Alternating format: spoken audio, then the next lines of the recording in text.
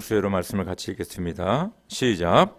그러므로 여러분은 먹든지 마시든지 무슨 일을 하든지 모든 것을 하나님의 영광을 위하여 하십시오. 여러분은 유대 사람에게도 그리스 사람에게도 하나님의 교회에도 걸림돌이 되지 마십시오. 나도 모든 일을 모든 사람의 마음에 들게 하려고 했습니다. 그것은 내가 내 이로움을 구하지 않고 많은 사람의 이로움을 추구하며 그들이 구원을 받게 하려는 것입니다. 아멘. 아멘. 2022년도를 시작한 지 엊그제 같은데 벌써 3월 셋째 주를 맞이하였습니다. 참 세월이 너무 빠르죠. 그래서 성경에서는 세월이 살같이 빠르다 그렇게 이야기합니다. 이 어르신들 중에 이런 말씀하신 분들이 있어요. 긴 잠을 자고 일어나 보니 벌써 70이 되고 80이 되었다 그런 말씀을 하십니다. 현대 사회의 특징은 스피드입니다. 아주 빠릅니다. 그래서 모든 것이 빨리빨리 진행이 됩니다. 예를 들어서 예전에 컴퓨터가 나왔을 적에 컴퓨터를 켜고 이제 타이프를 치려고 그러면 보통 적어도 한 30초 내지는 1분을 기다려야지 부팅이라 그러죠. 부팅이 돼서 컴퓨터 작업을 할 수 있습니다. 근데 요새는 얼마나 빠르냐면 그냥 컴퓨터 뚜껑만 딱 열면요 스크린이 딱 나오고 그리고 곧바로 우리가 컴퓨터 작업을 할 수 있습니다. 요새 인터넷 커넥션 5G라는 게 나왔어요. 5G. 그래서 우리가 핸드폰으로 그 5G 인터넷을 사용하게 되는데 여러분 2시간짜리 영화를 다운로드 내려서 우리가 이렇게 핸드폰을 보는데 10초 안에 2시간짜리 영화가 다운로드가 된다고 합니다. 저는 해보진 않았지만은 그렇게 빨라요. 예전에는 뭐 영화 하나 다운로드 하려면 뭐 10분, 20분 걸리고 그랬습니다. 우리가 자동차 얘기를 한다면 요새 제일 빠른 자동차가 어느 자동차냐? 여러분 가운데 테슬라 가지신 분이 있는데 테슬라 S 플레이드라는 차입니다. 이 차는 0에서 60마일까지 1.99초에 간다고 합니다. 이게 얼마나 빠른지 여러분 아마 감이 안 잡힐 거예요. 얼마 전에 제 후배가 테슬라 Y를 가지고 있어요. 그래서 한번 타게 됐는데 형님 이 차가 얼마나 빠른지 아십니까? 그래서 이게 얼마나 빠르냐 그러니까 제가 앞에 타는데 그냥 밟는데요. 와, 진짜 너무너무 빠르더라고요. 저는 그렇게 빠른 차를 타본 적이 없습니다. 아마 Y는 아마 3.5초에 0부터 60까지 간다고 합니다. 그러니까 요새는 너무 이렇게 빠른 시대에 우리가 살고 있어요. 그래서 뭐든지 다 빠릅니다. 근데 이 빠른 시대에 역행하는 미국의 한 기관이 있습니다. 기관. 거기만 가면 모든 빠른 것이 정지가 되고 우리의 인내심을 테스트합니다. 여러분 어딘지 아십니까? DMV라는 곳입니다. DMV는요 아주 간단한 일도 아주 어포인먼트 하고 가더라도 적어도 30분 이상이 걸립니다. 그래서 보통 DMV에 가려면 1시간에서 한 2시간은 잡고 가야 됩니다. 왜 이렇게 모든 것이 천천히 갈까? 진짜 거기서 일하시는 분들은 진짜 세워라 좀 먹냐 천천히 가자 그런 마음으로 일하시는 것 같아요. 아니면 그 시스템이 그런지 저는 잘 모르겠습니다. 근데 저는 DMV 갈 때마다 한 가지 생각하는 게 뭐냐면 시간은 상당히 역설적인 것이다. 컨트라딕터리하고요 파라독시컬한 게 시간입니다.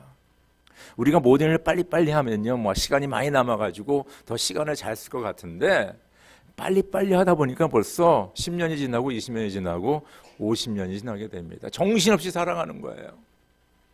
근데 이 모든 것을 이렇게 천천히 느리게 하는데 가면요 일은 빨리 진행 안 되지만은 그래도 시간을 가는 것을 조금 느끼게 됩니다.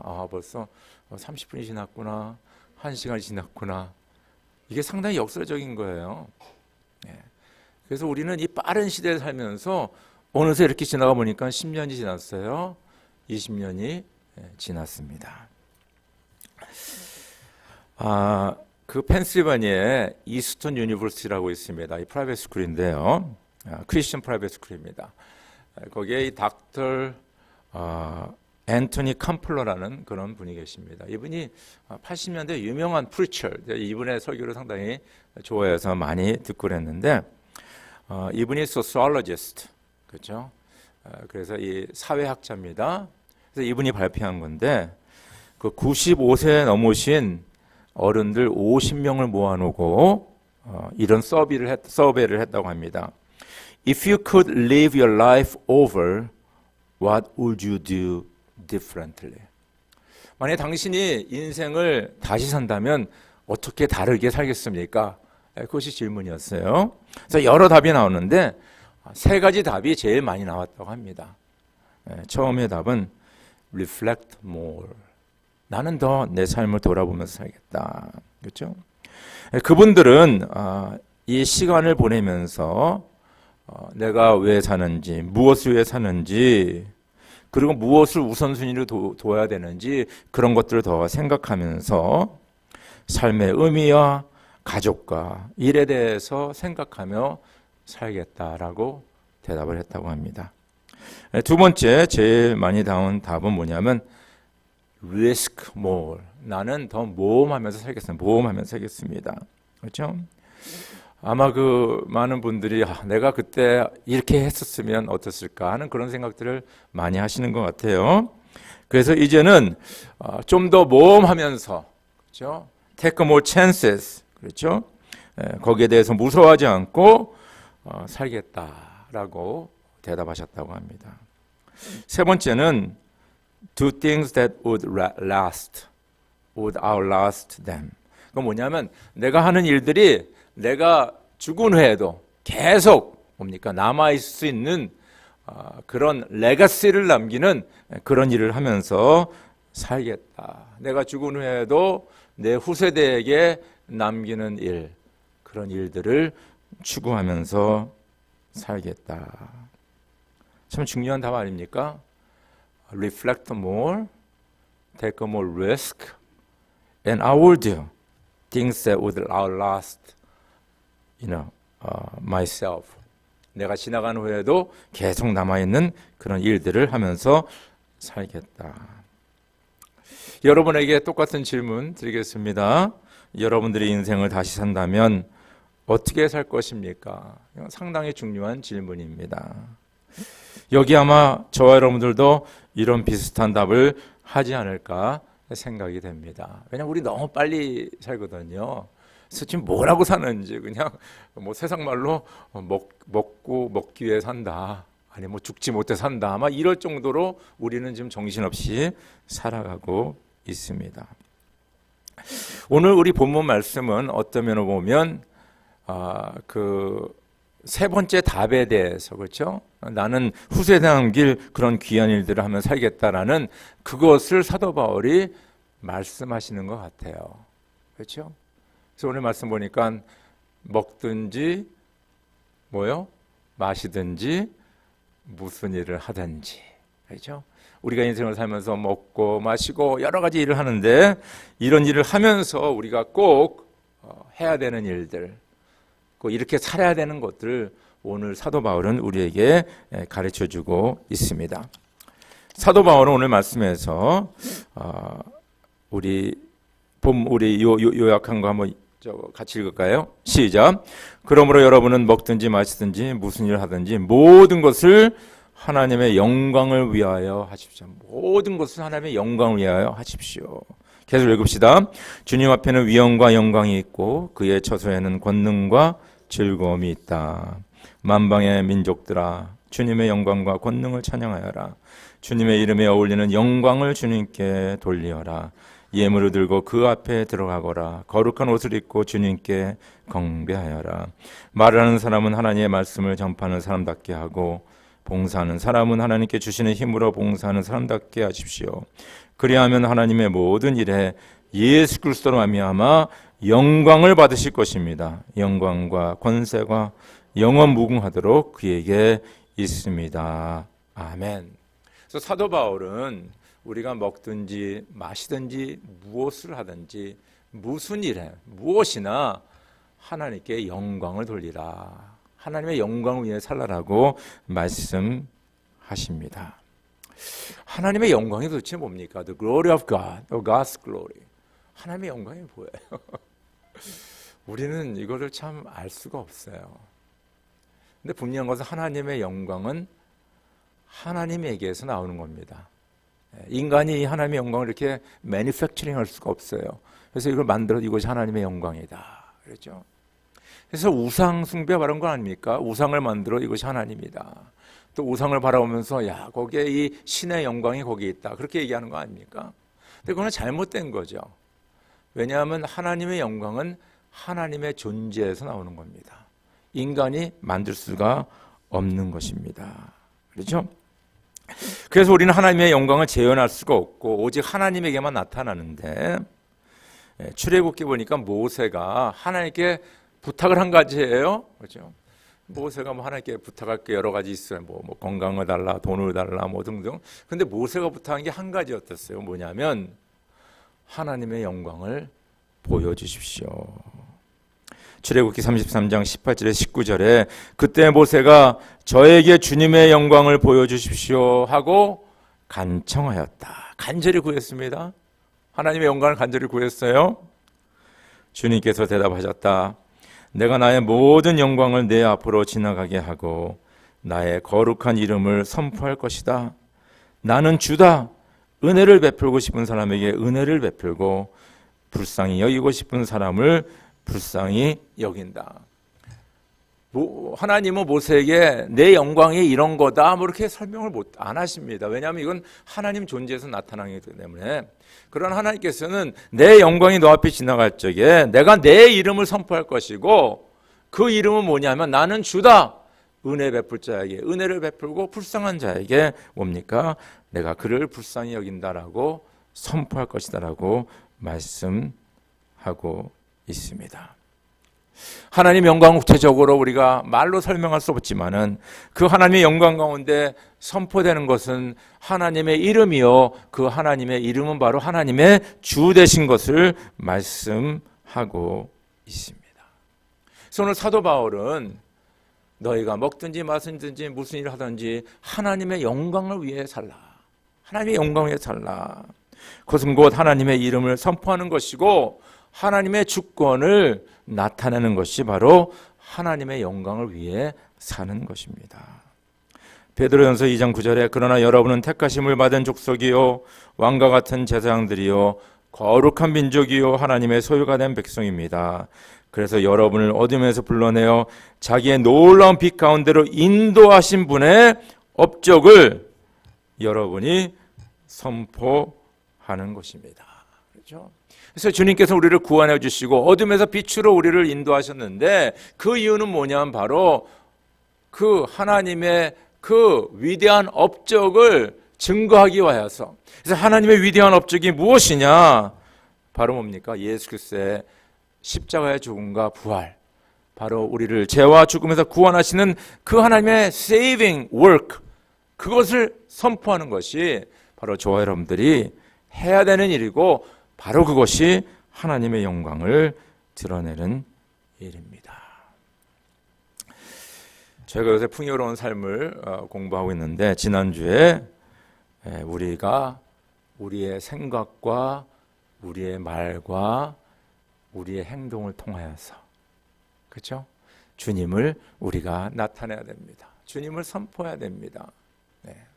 그래서 저 여러분들이 오늘 질문해야 될 게 나는 오늘 무슨 생각을 하고 있을까? 하나님의 영광을 생각할까? 혹은 나의 영광을 생각하고 있을까? 나는 오늘 무슨 말을 하고 있는가? 하나님을 찬양하는 말을 하고 있는가? 아니면 나를 나타내는 나를 자랑하는 말을 하고 있는가? 나는 오늘 무슨 행동을 하고 있는가? 내가 하나님께 영광을 돌리는 하나님의 뜻을 이루는 그런 일을 하고 있는가? 아니면 내 욕심을 채우는 일에 내가 힘을 다하고 있는가? 라는 것을 저 여러분들이 생각해야 된다는 것입니다. 그래서 가만히 보면요, 우리의 삶은 하나님의 영광 위에 살던가 아니면 누구의 영광이에요? 나의 영광이죠. 그렇죠? 나의 존재를 더 나타내고 나의 이름을 더 알리고 나의 명예를 더 추구하고 나의 권세를 더 많이 갖고, 그것이 바로 이 세상 아니겠습니까? 그래서 저 여러분들의 생각과 말과 행동이 어디에 있는가? 하나님의 영광에 초점이 되어 있는가? 아니면 나의 영광에 초점이 되어 있는가라는 것을 한번 깊이 살피시길 간절히 바랍니다. 이것이 왜 중요하냐면요, 계시록 21장 23절에서 24절 보니까 우리가 천국에 가면요 하나님의 영광 가운데 산다고 합니다. 제가 말씀드릴게요. 그 도성에는 해나 달이 비출 필요가 없습니다. 그것은 하나님의 영광이 그 도성을 밝혀주며 어린 양의 그 도성에 등불이시기 때문입니다. 민족들이 그 빛 가운데로 다닐 것이요 땅의 왕들이 그들의 영광을 그 도성으로 들여올 것입니다. 그렇죠? 그래서 우리가 하늘나라 가면요 하나님의 영광 가운데 사는 거예요. 말로 어떻게 표현할 수 없지만 하나님의 존재에서 나타나는 그 영광 가운데 살아가는 것이 바로 하나님의 나라에서 살아가는 것입니다. 사도 바울은 우리가 이곳에 살면서, 아니 천국에 가서도 우리가 하나님의 영광 가운데 살기 때문에 이 세상에 살면서 먹든지 마시든지 무슨 일을 하든지 하나님의 영광 위에 살라라고 말씀하고 있습니다. 저 여러분들이 후세대 길이 남길 일이 무엇이겠습니까? 바로 나의 영광, 나의 이름 석자가 아니라 하나님의 영광, 하나님의 이름, 하나님의 주권을 나타내며 살아가는 것이 아마 이 세상에 길이 남을 그런 귀한 일일 것입니다. 저 여러분들이 오직 하나님의 영광 위에 살아가기를 주의 이름으로 축원합니다. 두 번째는요, 사도 바울이 오늘 이렇게 말합니다. 우리 교환에 있는 말씀 같이 읽읍시다. 시작. 여러분은 유대 사람에게도 그리스 사람에게도 하나님의 교회에도 걸림돌이 되지 마십시오. 나도 너에게 말한다. 너는 베드로다. 나는 이 반석 위에다가 내 교회를 세우겠다. 죽음의 문들이 그것을 이기지 못할 것이다. 하나님께서는 만물을 그리스도 발 아래 굴복시키고 그분을 만물 위에 교회의 머리로 삼으셨습니다. 교회는 그분의 몸이요 만물 안에서 만물을 충만케 하시는 분의 충만함입니다. 우리가 사도행전을 쭉 읽어보고 또 바울 서신을 쭉 우리가 묵상해 보면 사도 바울은 주님을 사랑했죠. 그리고 주의 뜻을 이루기 위해서 자기의 목숨을 바쳤습니다. 근데 그가 가장 많이 한 일이 뭐냐면 주의 교회를 세우는 일이었어요. 그래서 그는 3차에 거쳐서 선교여행을 하셨는데 선교여행을 했는데 그때마다 가는 곳마다 교회를 세웠습니다. 그리고 교회 일꾼들을 세우고 교회를 온전히 세우기 위해서 그는 많은 노력을 하고 기도한 것을 우리가 알 수 있습니다. 오늘 말씀 보니까 교회는 그리스도의 몸이요 만물 안에서 만물을 충만케 하시는 분의 충만함입니다. 이 말은 뭐냐면 이 만물을 주관하시고 만물을 충만케 하시는 예수께서 충만케 하시는 것이 바로 하나님의 교회입니다. 요새 하나님의 교회가 욕을 많이 얻어먹습니다. 그리고 어떤 곳에서는 막 교회가 문 닫기 시작합니다. 그러나 여러분들 우리가 2000년 역사 가운데 교회가 핍박을 많이 받았고요. 또 교회가 욕을 많이 얻어먹은 적도 있었습니다. 그리고 교회가 꼭 없어질 것 같은 그런 상황에도 있었는데도 불구하고 지난 2000년 동안 교회는 계속 성장하고 주님의 일을 감당하고 있습니다. 기대하십시오. 교회는 세상 끝날까지 있을 것입니다. 왜냐하면 주님께서 맡겨주신 그 인류를 구원하는 일을 바로 교회가 감당하기 때문에 하나님의 교회는 계속 있을 것입니다. 그리고 저와 여러분들이 이 교회를 세워야 됩니다. 교회를 온전케 하는 것이 바로 저와 여러분들의 일이라는 것입니다. 교회는 무엇입니까? 교회는 믿음의 공동체입니다. 에클레시아죠. 교회는 뭡니까? 예수 그리스도의 몸입니다. 교회의 머리는 바로 예수 그리스도이십니다. 교회의 사명은 바로 영혼 구원하여 제자 삼는 것입니다. 여러분 이 네 가지를 꼭 기억하시기 바랍니다. 교회는 뭡니까? 에클레시아, 믿는 성도들의 모임입니다. 이 교회는 예수 그리스도의 몸입니다. 교회의 머리는 바로 예수 그리스도. 그래서 예수의 뜻을 따라야 되는 거예요. 그리고 교회의 사명은 무엇이냐? 바로 영혼 구원하여 제자 삼는 전도와 선교의 일을 감당하는 것이 바로 교회의 사명입니다. 오늘 사도 바울은 특별히 뭡니까? 유대인이나 그리스도인이나 걸림돌이 되지 말라. 그러면서 마지막에 뭐요? 교회에 걸림돌이 되지 마십시오. 이 교회를 온전히 세우는데 걸림돌이 되지 말라라고 말씀하고 있습니다. 우리가 고린도전서를 함께 묵상하고 있는데 고린도전서 1장을 보면요, 교회를 많이 칭찬합니다. 그러면서 교회의 문제, 제일 첫 번째 문제를 사도 바울이 말합니다. 고린도전서 1장 11절 12절 제가 읽어드리겠습니다. 나의 형제 자매 여러분, 글로의 집 사람들이 여러분의 소식을 전해주어서 나는 여러분 가운데 분쟁이 있다는 것을 알게 되었습니다. 다름이 아니라 여러분은 저마다 말하기를 나는 바울 편이다, 나는 아볼로 편이다, 나는 게바 편이다, 나는 그리스도 편이다 한다고 합니다. 바로 고린도 교회 편지를 쓴 가장 큰 이유는 뭐냐면 바로 그 고린도 교회 안에 분쟁이 있다는 거예요. 네 파로 갈려져 있습니다. 서로 싸우고 있습니다. 사도 바울이 바로 고린도전서를 쓰면서 이 문제를 제일 먼저 제기하신 것입니다. 여러분, 교회의 걸림돌은 무엇입니까? 바로 교회를 뭡니까? 분열시키는 것이 교회의 가장 큰 걸림돌입니다. 꼭 기억하세요, 여러분들. 교회 안에 당파를 짓고 뭐요? 서로 뭡니까? 여러 가지 그런 것을 통하여서 사람 갈라지게 하고 서로를 싫어하게 만들고 미워하게 만들고, 그렇죠? 그런 것들이 바로 교회를 분열시키는 것입니다. 이것이 바로 교회의 걸림돌이 되는 거예요. 그래서 제가 가만히 생각해 보니까 뭐 교회 안에서 여러 가지 그 일들이라든가 통해서 교회가 이렇게 나눠지고 갈라지는 경우가 있는데 저는 제일 무서운 게 바로 우리의 언어라고 생각해요. 말이라고 생각해요. 말. 이 말 한마디가 진짜 사람을 죽이고 살리고 하고 뭐 말 한마디로 천냥을 갚기도 하고 천냥빚을 지기도 합니다. 아시죠? 우리는 천냥빚을 갚는다만 얘기를 듣는데 사실 말 한마디로 천냥빚을 지기도 합니다. 그 말 한마디 때문에 여러분이 뭡니까? 이루어야 될 일들을 이루지 못하고 여러분이 어느 위치에 가야 될 그 위치에 서지 못하는 경우도 많이 있습니다. 그래서 말이에요. 그래서 교회에서는 말을 조심해야 돼요. 진짜 여러분 당부합니다. 그래서 부정적인 말, 누구를 뭡니까? 정죄하는 말, 뒤에서 수근수근하는 말, 이런 말은 절대적으로 삼가하셔야 돼요. 삼가하셔야 돼요. 저희 교인들은 우리가 목장 모임을 한 18년 하면서 좀 많이 훈련이 된 것 같아요. 그래서 우리가 목장 모임 할 적에 그 안에서는 다른 사람에 대해서 얘기하지 맙시다. 여기 없는 사람에 대해서 얘기하지 맙시다. 그렇죠? 또 여기서 일어난 일을 다른 데 가서 또 말하지 맙시다.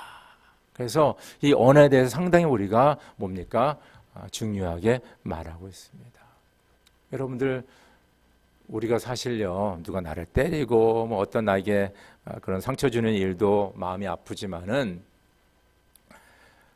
진짜 한 어떤 사건이 있으면 한 달 후에 혹은 몇 달 후에 갑자기 그 일에 대해서 얘기를 듣는데 이거 전혀 그냥 이상한 얘기가 들려오거든요.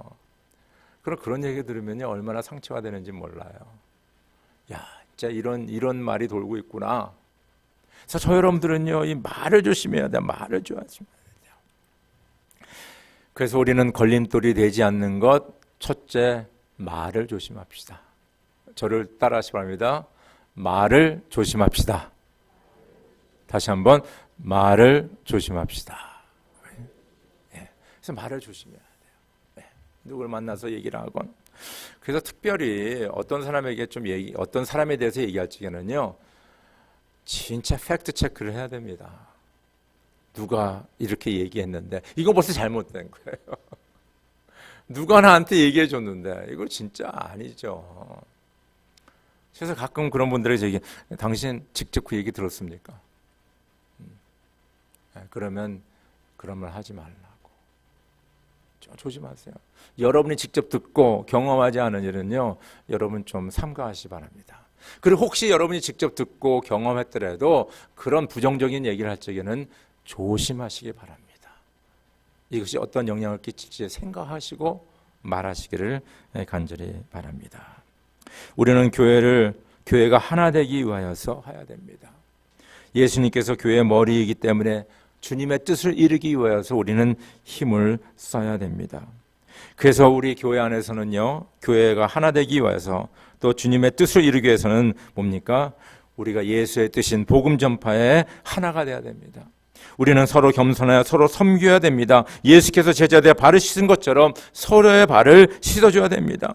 우리는 사랑으로 서로 돌봐야 됩니다. 연약한 자를 돌봐야 됩니다. 그리고 상대방을 축복해야 됩니다. 축복하십시오.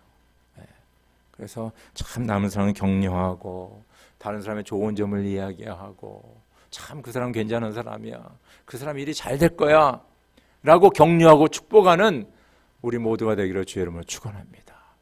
그래서 교회에 걸림돌이 되지 않고 도리어 교회를 온전히 세우는 데 쓰임받는 저 여러분이 되기를 주의 이름으로 축원합니다. 세 번째는요, 그들을 구원받기 위하여. 우리 말씀 가지고 있습니다. 시작. 나도 모든 일을 모든 사람의 마음에 들게 하려고 했습니다. 그것은 내가 내 이로움을 구하지 않고 많은 사람의 이로움을 추구하여 그들이 구원을 받게 하려는 것입니다. 하나님께서는 모든 사람이 다 구원을 얻고 진리를 알게 되기를 원하십니다. 나는 복음을 부끄러워하지 않습니다. 이 복음은 유대 사람을 비롯하여 그리스 사람에게 이르기까지 모든 믿는 사람을 구원하는 하나님의 능력입니다. 하나님의 의가 복음 속에 나타납니다. 이 일은 오로지 믿음에 근거하여 일어납니다. 이것은 성경에 기록한 바 의인은 믿음으로 살 것이다 한 것과 같습니다. 이런 오늘 이 말씀을 통해서 분명한 것은 뭐냐면 하나님은요, 모든 사람이 구원받기를 원하십니다. 이거 잊지 마세요. 모든 사람. 똑똑한 사람이나 아니면 착하게 사는 사람이나 죄인이나 아니면 뭡니까? 진짜 그 글을 잘 모르는 사람들을 포함해서 잘 사는 사람이나 가난한 사람이나 감옥에 있는 사람이나 뭐 높은 자리에 앉아 있는 사람이나 모든 사람이 구원을 받기를 주님께서는 원하십니다. 믿으시면 아멘 하시기 바랍니다. 이거는 팩트, 주님의 뜻이에요. 주님은 모든 사람이 구원받기를 원해요. 우리 코리안이나 뭐 차이니스나 백인이나 흑인이나 저 아프리카에 사는 밀림에 사는 사람들이나 다 구원받기를 주님께서 원하십니다. 근데 오늘 사도 바울의 그 말씀 가운데 보여? 그는 이렇게 얘기합니다. 그들이 구원을 받게 하려는 것이냐. 그들. 저는 이 말씀이 딱 마음이 맞았어요.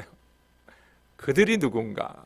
그렇죠? 아마 사도 바울은 그 고린도에 있는 사람들을 얘기했을지도 모릅니다. 아니면 아직도 예수를 모르는 그 수많은 사람들을 얘기했을지도 모릅니다. 그러나 이 그들은요, 아주 구체적으로 어떤 사람들을 얘기할 수가 있는 거예요. 그래서 저 여러분들이 뭡니까? 하나님의 뜻이 모든 사람이 구원을 받는 것인데 나에게 그들은 누구인가? Who are they? 나에게 그들은 누구인가? 여러분의 남편입니까? 여러분의 아내입니까? 자녀입니까? 친척입니까? 아니면 가까이 지내는 지인입니까? 아니면 직장의 동료입니까? 아니면 여러분 비즈니스에 찾아오는 손님들입니까? 한국 사람입니까? 외국 사람입니까? 혹은 멕시코 사람입니까? 주님께서는 이렇게 말씀하셨죠.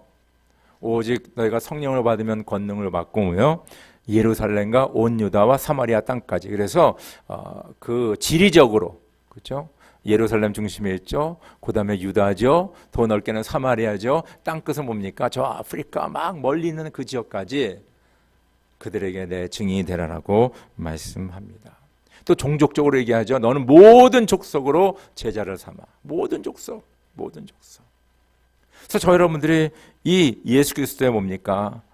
이 말씀을 마음에 새기면서 내 주변서부터, 가까운 우리 가족서부터 내 친구들, 뭐 친척들, 같이 일하는 사람들 이렇게 생각해 볼 필요가 있는 거예요. 그들을 구원하기 위하여서 나의 이로움보다도 그 사람들의 이로움을 추구하면서 그들을 구원하기를 원한다. 그렇죠? 그래서 제일 먼저 뭡니까? 저 여러분들이 가장 가까운 사람 한 5명을 써야 됩니다. 여러분 이름을 쓰는 거예요. 내가 가장 가까운 사람들 중에서 예수를 모르는 사람들을 적는 거예요. 그리고 나랑 가끔 마주치거나 잘 모르는 사람 5명의 이름을 쓰는 겁니다. 그래서 한 10명 정도 가는 거예요. 그럼 10명 정도를 이렇게 갖고 여러분들이 이제 생각하면서 기도하기 시작하고 섬기기 시작하면요, 그 중에 뭡니까? 한 3명 정도는, 한 3분의 1 정도는 주님께 돌아오게 되어 있습니다. 그래서 4분의 1이죠. 25%였어. 그렇죠? 그래서 한 3명 정도 오게 되는데, 그 씨 뿌리는 자의 비유에서 뭡니까? 돌짝밭, 뭐 가시밭, 뭐 길, 그 다음에 옥토 아닙니까? 그래서 4분의 1이에요. 4분의 1. 제가 뭐 간증을 한다면, 이렇게 전도하고 그런 가운데, 제가 브라질에서 이제 대학 다니다가 이제 미국에 오게 돼가지고, 여기 미국에 와서 제가 좀 은혜를 좀 많이 받았어요. 그래서 제일 먼저 생각한 게 브라질 대학에서 같이 지내던 친구가 생각이 나요. 그 친구가 예수를 모르는데. 그래서 제가 그 친구에서 기도하기 시작했습니다. 매일. 근데 그때 85, 6년 전 그때니까 그때만 해도 뭐 이메일 그런 게 없었고 편지로 왔다 갔다 하는데 편지가 왔어요. 그 친구한테서. 야, 내가 예수를 믿게 되었다. 저는 진짜 깜짝 놀랐어요.